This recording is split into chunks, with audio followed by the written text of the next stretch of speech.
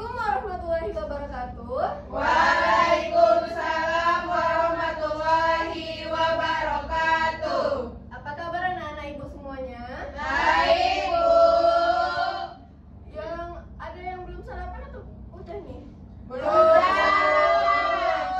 Belum. Kenapa Fadiah belum sarapan? Nggak sempat, Bu, Oh, sarapan. nggak sempat. Ya udah, nanti sarapannya pas jam istirahat aja ya. Ya, Bu. Oke, kita mulai pembelajaran kita pada hari ini dengan berdoa terlebih dahulu. Boleh Juna dipimpin doanya? Oke, sebelum memulai pembelajaran, alangkah baiknya kita berdoa terlebih dahulu. Berdoa dimulai.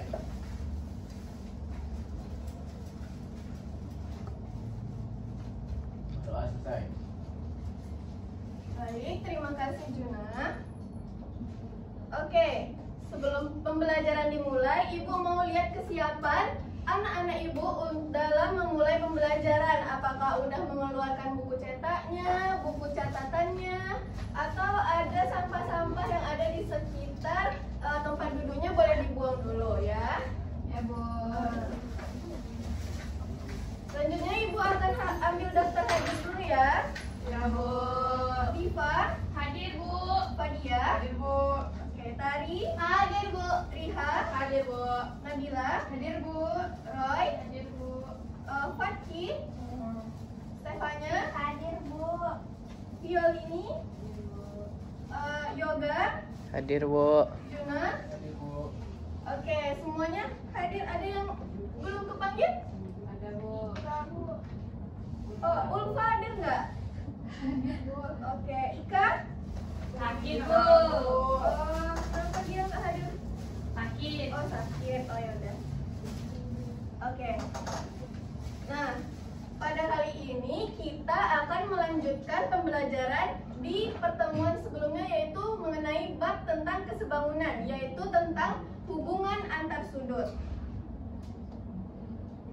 Untuk tujuan pembelajaran pada pertemuan kali ini ada dua, boleh dibacakan Nabila? Baik, Bu, tujuan pembelajarannya yang pertama melalui tanya jawab dan diskusi kelompok, penugasan serta berbagi LKPD, peserta didik mampu menentukan hubungan antar sudut pada garis-garis yang berpotongan dan pada dua garis sejajar yang dipotong oleh garis transversal.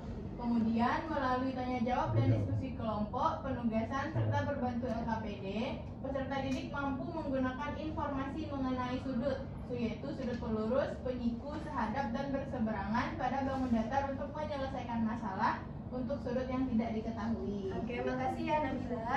Nah, itu adalah tujuan pembelajaran kita pada kali ini. Nah, selanjutnya adapun penilaian yang akan Ibu nilai pada pertemuan kali ini ada dua, yaitu ada penilaian sikap dan penilaian keterampilan. Di mana penilaian sikap itu misalnya penilaian mengenai kerjasama, disiplin, dan tanggung jawabnya. Untuk penilaian keterampilannya nanti itu ada penilaian dalam anak-anak Ibu mempresentasikan hasil diskusinya nanti. Oke, selanjutnya apa sih manfaatnya kita mempelajari hubungan antar sudut ini dalam kehidupan sehari-hari? Boleh bantu Ibu dibaca, Roy? Jadi manfaat mempelajari hubungan antar sudut untuk mengukur, merancang, dan memprediksi berbagai hal dalam kehidupan sehari-hari. Yang pertama itu pengukuran, menghitung tinggi benda, mengukur sudut dan panjang sisi bangunan, mengukur secara tepat untuk membangun pintu, kursi, meja, dan sebagainya. Kedua, merancang struktur yang stabil, merancang bangunan yang efisien, dan merancang logo dan tata letak.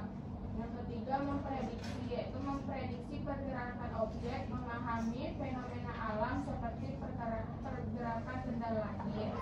Yang terakhir, penerapan dalam berbagai bidang, yaitu rekayasa mesin, penerbangan, desain grafis, konstruksi, dan arsitektur.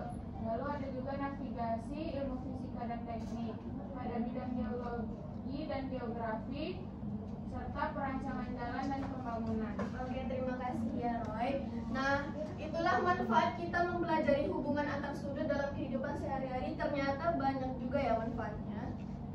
Nah, untuk kita masuk ke materi pada hari ini yaitu hubungan antar sudut, Ibu mau ngingetin dulu nih tentang apa aja yang udah kita pelajari pada pertemuan sebelumnya. Di sini ada 2 pertanyaan yang Ibu sajikan.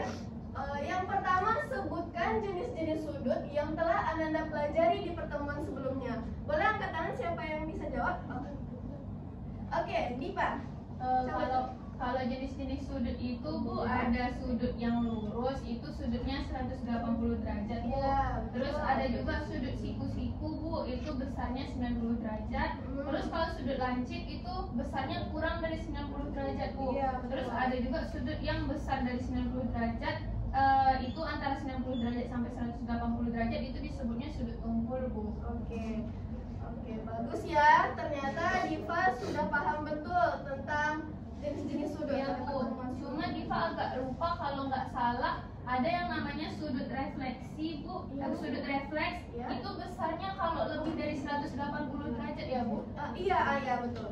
Oke, ternyata ada berarti jenis sudut itu ada 5 Bu. Ada sudut Lurus, sudut siku-siku, sudut lancip, sudut tumpul, dan sudut refleks. Oke. Pertanyaan yang kedua, sebutkan macam-macam hubungan 2 sudut yang telah Ananda pelajari di pertemuan sebelumnya. Siapa yang tahu angkat tangan? Oke, Fadia, boleh? Kalau macam-macam sudut itu Bu, macam-macam hubungan 2 sudut itu Ya. ada sudut berpul lurus Bu, seingat Fadia. Kalau itu tuh jumlah 2 sudutnya 180 derajat. Iya, betul. Nah, terus ada lagi sudut berpeniku, Ya. itu kalau jumlah 2 sudutnya 90 derajat Bu. Oke, berarti ada dua macam hubungan 2 sudut, yaitu yang pertama ada sudut berpelurus dan sudut berpeniku. Oke, berarti anak-anak Ibu udah ingat ya apa yang udah kita pelajari pada pertemuan sebelumnya. Nah, sekarang Ibu ada pertanyaan nih. Bagaimana hubungan antar sudut pada garis-garis yang berpotongan dan pada 2 garis sejajar yang dipotong oleh garis transversal?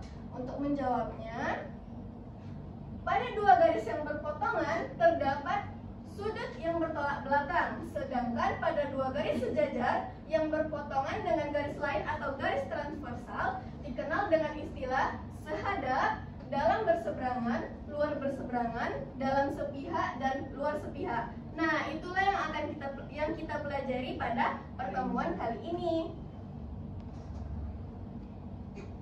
Untuk anak-anak Ibu lebih mendalami dan lebih mengerti mengenai materi hubungan antar sudut ini, Ibu menyediakan LKPD untuk anak-anak Ibu kerjakan secara berkelompok ya. Nanti Ibu bagi kelompoknya menjadi 3 kelompok. Nah, nanti anak-anak Ibu akan mempresentasikan hasil diskusinya secara diwakilkan aja, 1 orang aja nanti ke depan. Oke? Ini untuk kelompok satunya, kelompok yang pertama digabung aja.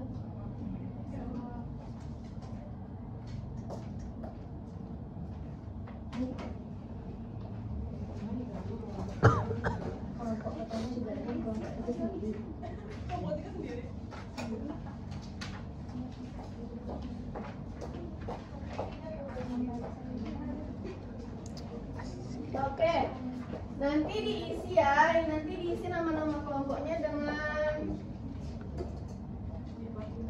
nama istilah dalam matematika aja. Apa ya? Susah ya? Ya kayak sigma gitu, epsilon apa gitu. Oke. Nah, tunggu dulu, jangan dikerjain dulu. Sebelum mengerjakan LKPD, Ibu akan mengenalkan media untuk hubungan antar sudut ini. Nah, bisa dilihat di sini. Bisa dilihat di sini semuanya.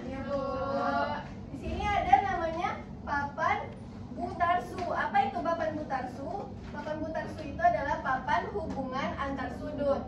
Nah, media ini digunakan untuk memudahkan siswa-siswa sekalian dalam mengetahui apa sih hubungan antar sudut oleh dua garis yang berpotongan dan hubungan antar sudut oleh 2 garis sejajar yang dipotong oleh 1 garis transversal.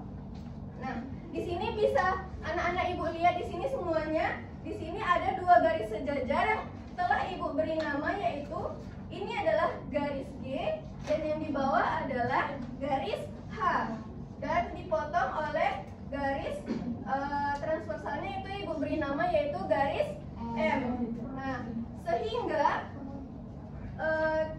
sehingga bisa kita lihat di sini bisa terbentuk ada 8 sudut. Nah, kita beri nama ya. Di sini ada sudut A, di sini sudut B,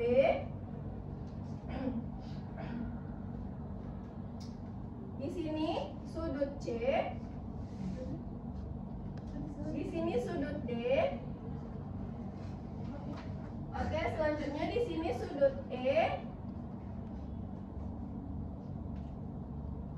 di sini sudut F, sudut G, dan sudut H. Nah, bisa anak-anak ibu lihat di sini ada berapa buah sudut yang terbentuk? 8. Oke, 8 sudut. Nah, selanjutnya ini gunanya, ini adalah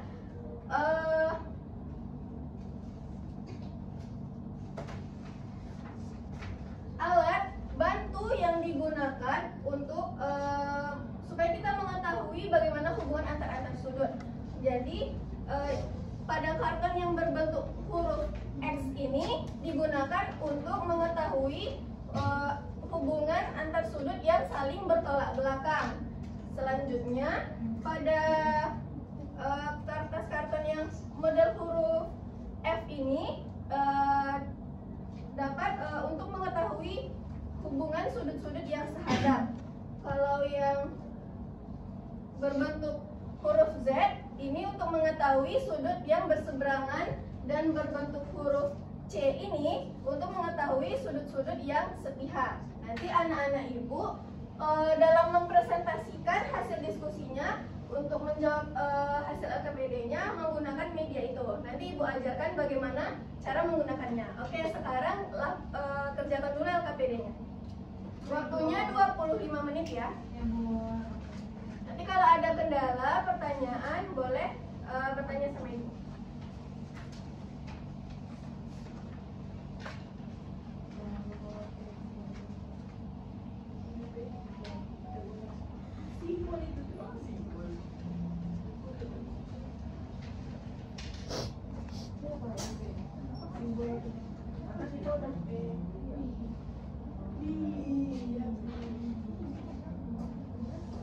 Ini apa nama kelompoknya? Kelompok Pi. Oke. Kelompok yang kedua namanya kelompok apa? Oke, kelompok sigma. Kelompok yang ketiga namanya apa? Apa? Oh, logaritma.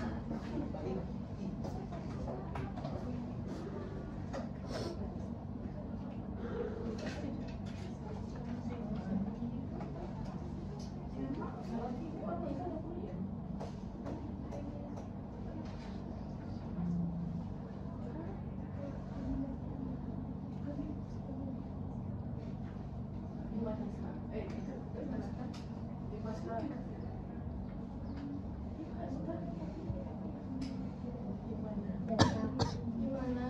Ada pertanyaan? Apakah ada kesulitan? Anak-anak ibu juga boleh baca bahan bacaannya di buku cetaknya ya, pada halaman 166 sampai 168. Nah, di situ juga bisa dibaca.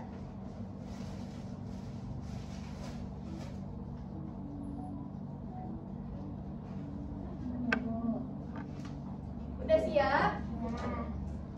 Siapa yang belum siap? Kelompok Pi udah siap belum? Belum. Oke. Kan. Kelompok Sigma? Sigma. Udah siap? Udah. Kelompok logaritma udah siap belum? Oke, dikit lagi. Waktunya tinggal 10 menit ya. Ya, Bu.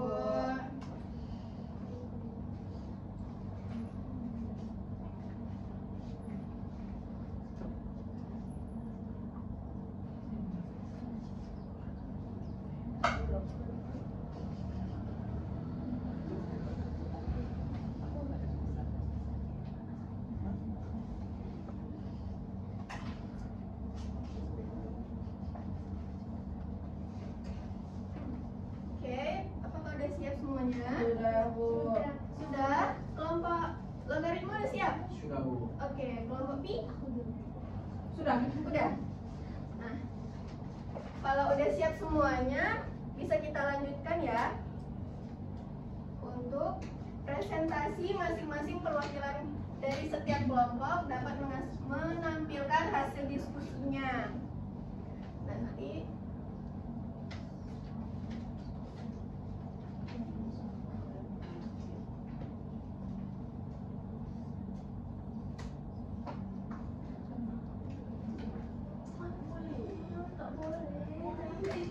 Bu, mereka ini rebut-rebut. kenapa itu, Fadia?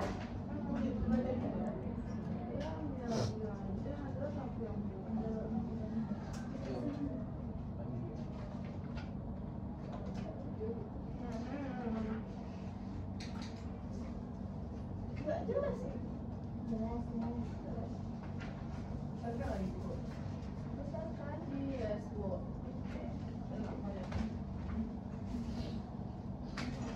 Oke.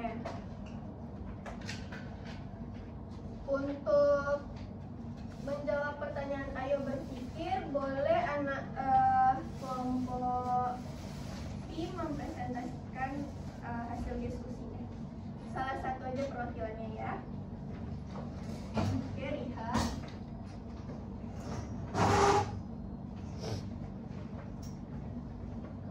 Dibaca dulu permasalahannya nih.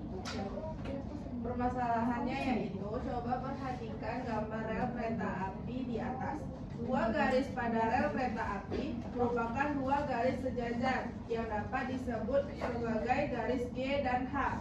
Dua garis tersebut dipotong oleh sebuah garis M yang merupakan garis transversal sehingga membentuk 8 sudut. Dapatkah kalian menjelaskan hubungan di antara ke-8 sudut tersebut? Nah, untuk lebih jelasnya, rel kereta api dapat disimbolkan sebagai gambar yang ada di PPT ini. Nah, menurut kelompok kami, yang pertama itu, dari permasalahan di atas, apa saja informasi yang kamu ketahui? Yang pertama yaitu, ada dua garis rel kereta api yang merupakan dua garis sejajar,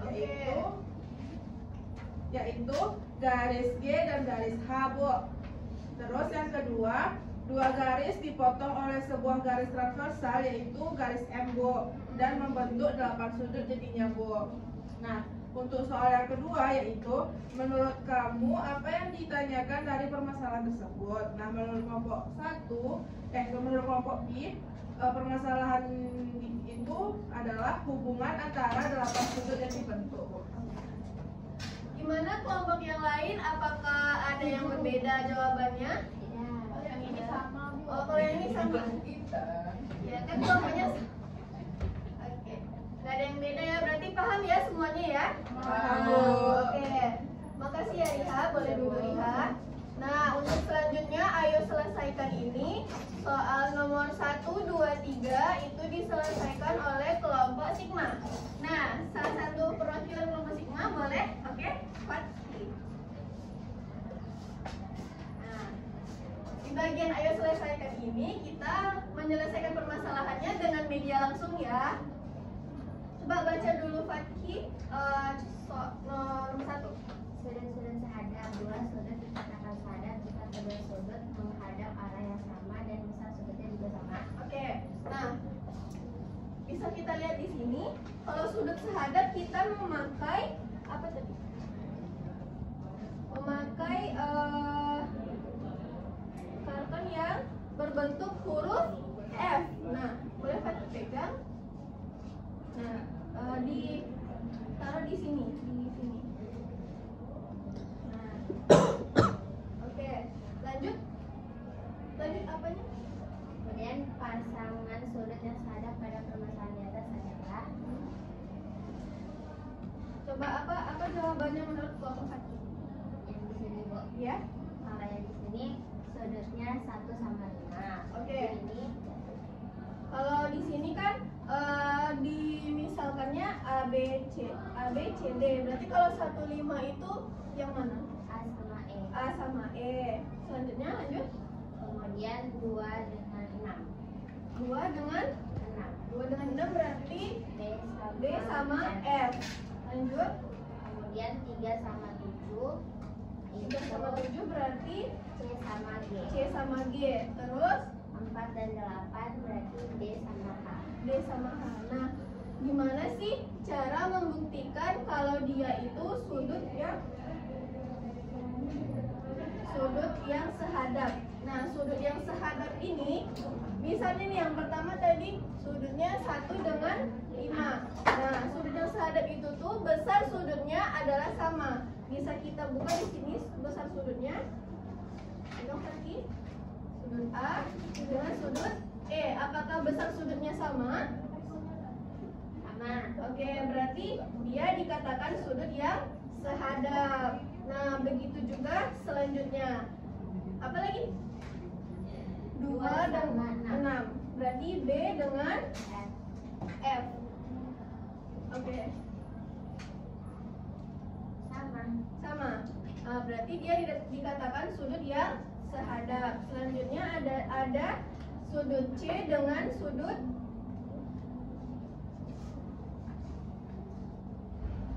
C dengan sudut G. G. Sama. Sama ya.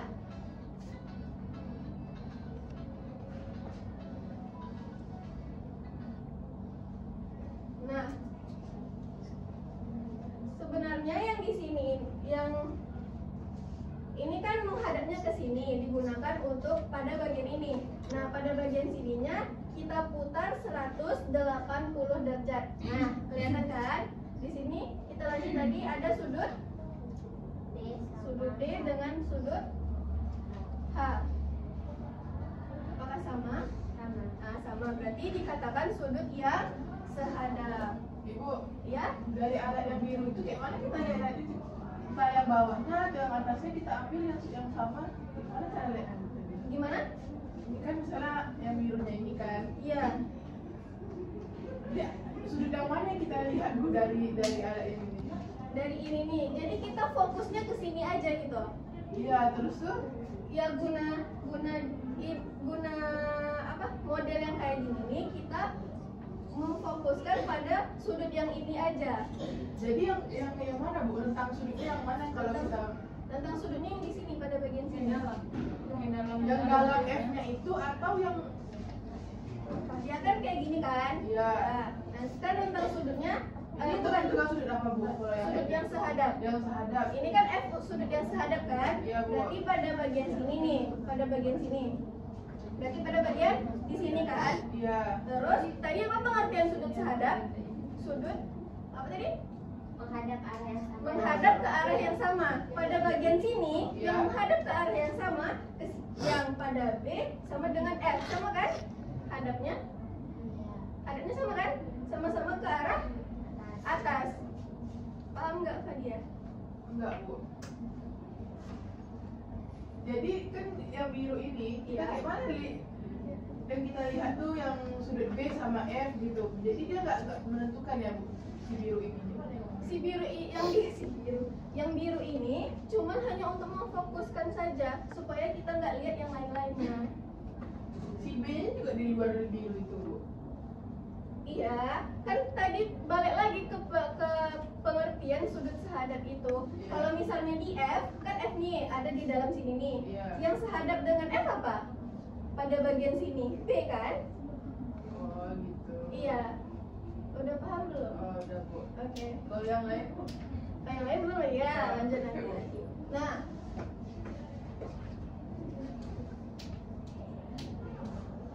untuk pertanyaan kedua, Sudut-sudut dalam berseberangan. Dua sudut dikatakan dalam berseberangan apabila berada pada daerah dalam garis sejajar dan terletak pada berseberangan terhadap garis transversal. oke. Di sini ada sudut dalam berseberangan itu berada pada daerah dalam garis sejajar. Berarti di dalam antara garis G dan H dan terletak berseberangan terhadap garis transversal. Untuk garis sudut berseberangan kita memakai model Z. Z. Nah, coba Fatki jawab. Berarti kalau di sini itu D Berseberangan. berseberangannya D sama F, sudut C sama sudut E. Kalau di sini itu sudut 3 sama sudut 5 dan sudut 4 dengan sudut 6. Oke. Ada pertanyaan nggak soal berseberangan ini? Tidak. Enggak ada, Bu, enggak ada. Nah, lanjut lagi.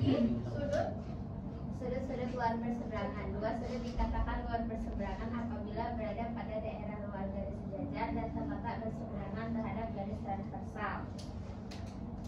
Di sini jawabannya sudut 1 sama sudut 7 dan sudut 2 dengan sudut 8. Oke, coba Fatki tunjukkan di sini.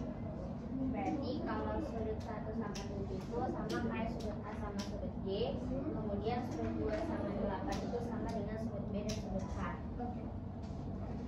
Berarti udah ya semuanya. Makasih ya Fatki. Boleh duduk. Oke, selanjutnya nomor 4, 5, dan 6 itu dijawab oleh kelompok logaritma. Boleh salah satu perwakilannya?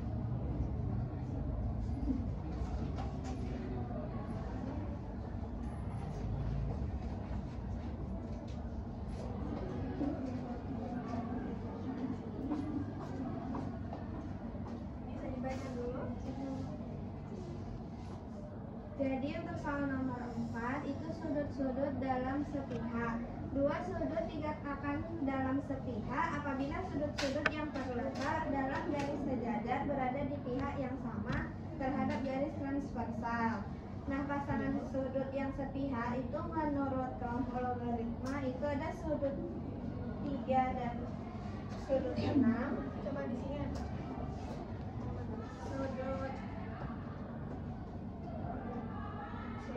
Ya, sudut C. sama F. Terus apa lagi? terus sudut 4 dan 5 C sama F.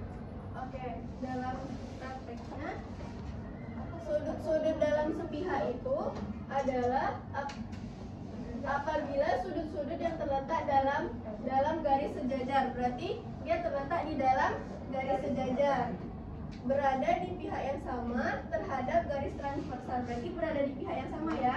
Nah, kita memakai model huruf C. Nah, bisa kita fokuskan di sini.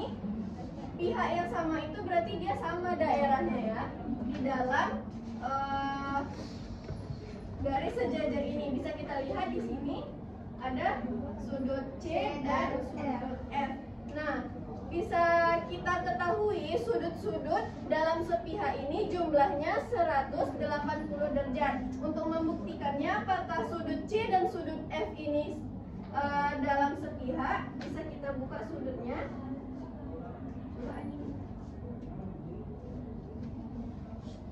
Nah, bisa anak-anak ibu lihat di sini sudutnya ada membentuk sudut berpelurus, yaitu besarnya 180 derajat. Kayak setengah lingkaran ya. Iya, berarti dia bisa dikatakan sudut yang dalam sepihak. Oke, selanjutnya sudut apa? Selanjutnya itu sudut luar sepihak, yaitu dua sudut dikatakan luar sepihak apabila sudut-sudut yang terletak di luar garis sejajar berada di pihak yang sama terhadap garis transversal. Oke. Dan menurut kelompok logaritma itu sudut yang luar sepihak itu ada sudut 1 dan 8. Kalau di papan itu sudut B dan G, lalu sudut A dan H. Oke. Selanjutnya adalah sudut Bertolak belakang. Sudut bertolak belakang dikatakan bertolak belakang apabila arahnya saling membelakangi dan memiliki besar yang sama. Contohnya itu sudut A dan C, B dan D, E dan G, F dan H. Nah, untuk membuktikan dia apakah bertolak belakang, kita memakai model yang berbentuk huruf X. Nah, coba kita tempelkan di sini. Tadi apa sudut yang bertolak belakang itu A dengan C. Berarti dia kan bertolak belakang sudutnya. Sudut bertolak belakang ini mempunyai besar sudut yang sama. Coba Ane buka yang sudut ini. Apakah besar sudutnya sama nih? Sama Bu. Oke, berarti bisa dikatakan sudut itu adalah sudut yang saling bertolak belakang. Oke, selanjutnya ada sudut B dengan D. Sama Bu. Sama. Berarti betul juga ya, sudut itu adalah sudut yang saling bertolak belakang.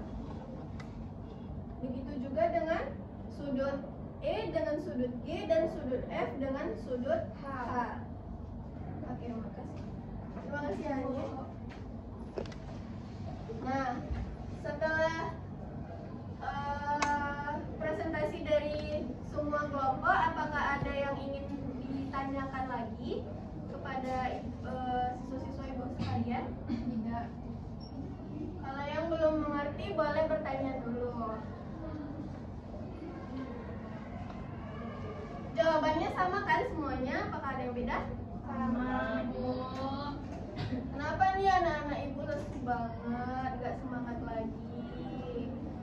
Iya, udah Sabar. Ayo perhatikan dikit lagi ya, selesai. Nah, selanjutnya ayo periksa kembali dan simpulkan. Coba kamu periksa kembali penyelesaian masalah dari hal tersebut berdasarkan penyelesaian masalah yang kamu lakukan, apa yang dapat kamu simpulkan. Boleh dari kelompoknya random aja siapa yang mau jawab. Saya Bu. Oke, lihat. Boleh lihat? Kesimpulannya dari kelompok iya itu yang pertama hubungan antar sudut itu ada 6 macam Bu. Yang pertama sudut-sudut sahadap. Sudut-sudut sahadap itu adalah dua sudut dikatakan sahadap jika kedua sudut menghadap arah yang sama dan besar sudutnya sama. Yang kedua sudut-sudut dalam berseberangan. Artinya dua sudut dikatakan dalam berseberangan apabila berada pada daerah dalam garis sejajar dan terletak berseberangan terhadap garis transversal. Besar sudutnya sama. Yang ketiga yaitu sudut-sudut luar berseberangan. Artinya dua sudut dikatakan luar berseberangan apabila berada pada daerah luar garis sejajar dan terletak berseberangan terhadap garis transversal. Besar sudutnya sama. Yang keempat yaitu ada sudut-sudut dalam sepihak. Artinya dua sudut dikatakan dalam sepihak apabila sudut-sudut yang terletak dalam garis sejajar berada di pihak yang sama terhadap garis transversal. Besar sudutnya 180 derajat atau sudut berlurus. Yang kelima yaitu sudut-sudut luar sepihak. Artinya dua sudut dikatakan dalam sepihak apabila sudut-sudut yang terletak di luar garis seimbang berada di sejajar berada di pihak yang sama terhadap garis transversal. Besar sudutnya 180 derajat atau sudut berlurus. Yang keenam, yang terakhir yaitu sudut-sudut bertolak belakang. Artinya dua sudut dikatakan bertolak belakang apabila arahnya saling membelakangi dan memiliki besar yang sama Bu. Oke, baik, terima kasih Riha. Jawabannya betul. Nah,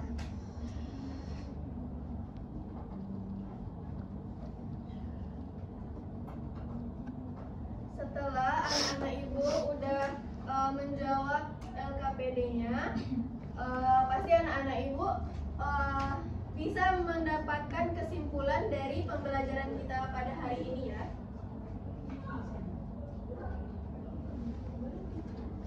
Bagiannya Bu. Oke, Fadia mau nyampein kesimpulan pada pembelajaran kita hari Iya ini? Bu. Jadi hari ini kesimpulan pembelajaran kita hari ini yaitu sudut sahadap itu tuh besar sudutnya sama Bu. Iya. Terus ada lagi sudut dalam berseberangan itu besar sudutnya sama. Lalu ada sudut luar berseberangan itu besar. Lalu ada sudut dalam sepihak. Nah kalau itu tuh besar sudutnya 180 derajat atau lurus. Lalu ada sudut luar sepihak. Dan yang terakhir ada sudut bertolak belakang Bu. Kalau sudut bertolak belakang itu besar sudutnya Besar gimana? sudutnya sama Bu. Oke, betul ya. Berarti kita dapatkan pada pembelajaran kali ini ada 6 hubungan antar sudut, yaitu ada sudut sahadap, sudut dalam berseberangan, sudut luar berseberangan, sudut dalam sepihak, sudut luar sepihak, dan sudut bertolak belakang. Apakah ada pertanyaan lagi kepada anak-anak ibu semuanya? Sudah paham? Sudah, Bu.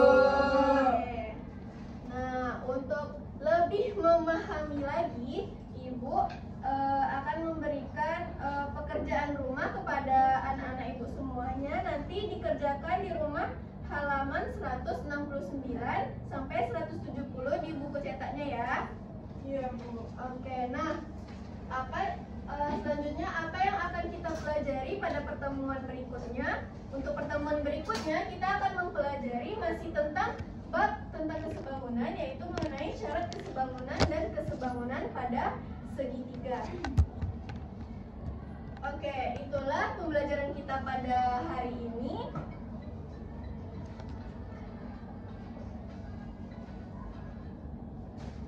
Itulah pembelajaran kita pada pagi hari ini. Kalau ada kata-kata ibu yang salah mohon dimaafkan, dan semoga semua siswa-siswa ibu telah memahami apa yang telah ibu ajarkan ya. Iya, Bu. Untuk mengakhiri pembelajaran kita pada hari ini, kita bisa berdoa dengan mengucapkan hamdalah. Alhamdulillahirabbil alamin. Ibu akhiri, assalamualaikum warahmatullahi wabarakatuh. Waalaikumsalam warahmatullahi wabarakatuh.